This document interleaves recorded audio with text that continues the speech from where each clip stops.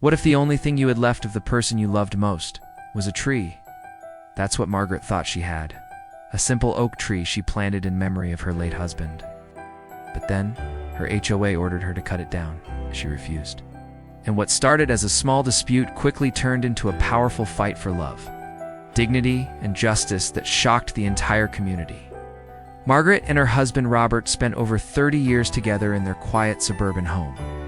Their love was steady, simple, but deeply meaningful. Robert loved gardening. Margaret loved sitting with him on summer evenings as the sun set. They built memories in every corner of their home. But when Robert passed away suddenly from a heart condition, Margaret was left shattered. The home that once felt alive now echoed with silence. In her grief, she searched for something permanent, something that could hold Robert's spirit. One day, she planted a young oak tree in her front yard. To most people, it was just a tree. But to Margaret, it was Robert's living memory. She would water it daily, speak to it softly, sit under its branches as though her husband were right beside her.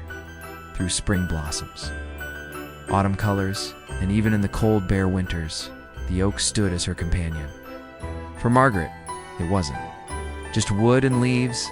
It was her husband's soul rooted in the earth. One morning, Margaret found an envelope in her mailbox. The header read, "Notice of violation." She opened it with trembling hands. The letter stated, "The tree located in your front yard is in violation of HOA landscaping rules. You are hereby ordered to remove it within 30 days or face fines of $100 per day." Margaret's heart sank.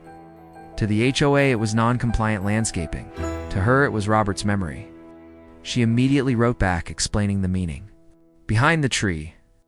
But the HOA responded coldly, "All properties must comply. Exceptions cannot be made." Soon after, another letter arrived, threatening escalating fines. Margaret felt crushed. It wasn't just about money. It was about being forced to erase her husband. Margaret refused. She wrote back firmly, "This tree stays." The HOA didn't back down. Daily fines began piling up. Inspectors came by to photograph the tree, treating it as if it were a crime scene. Margaret stood on her porch, her shoulders squared, refusing to be intimidated. Some neighbors suggested she cut it down to avoid trouble. But Margaret shook her head. "I already lost my husband. I won't lose him again." At night, fear gnawed at her. What if they took her house? What if she couldn't pay? But when she looked at the tree, she found courage. Every branch reminded her of Robert's strength. So Margaret decided she would fight until the end. Slowly, the neighborhood began to notice her struggle. At first, people whispered. Then, something changed. A young girl placed flowers at the base of the tree. Soon, others followed. Neighbors began leaving candles, cards, and ribbons tied too. The branches, a teenager, filmed Margaret's story and uploaded it online. Within days, the video went viral. Thousands of people commented, outraged at the HOA's cruelty. Strangers sent her letters of support. Petitions demanding the HOA drop its case began circulating. Margaret, once alone in her grief, suddenly felt surrounded by love. Her tree had become more than a personal memorial.